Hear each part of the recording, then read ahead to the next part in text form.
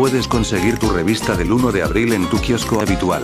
Foto de portada realizada por Manuel Cardera, además del editorial de nuestro director, titulada Un cuento chino. Y de los apartados habituales como noticias de actualidad. Servicios sanitarios. El Pilonete Tatuajes.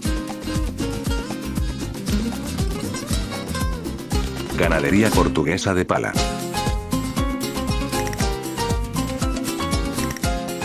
Feria de la Magdalena de Castellón.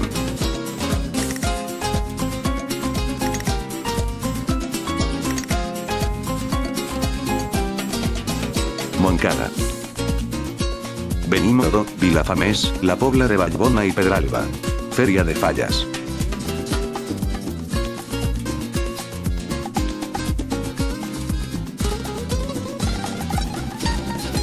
Chiva. Ciudad Rodrigo. Guadalajara, Elche de la Sierra.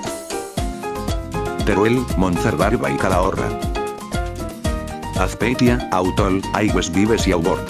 Del ruedo a la cocina. Primeros auxilios en festejos populares. Y para que no te pierdas ningún acto taurino te hemos preparado el calendario de todos los pueblos de España, Francia y Portugal que celebran festejos taurinos en el mes de abril.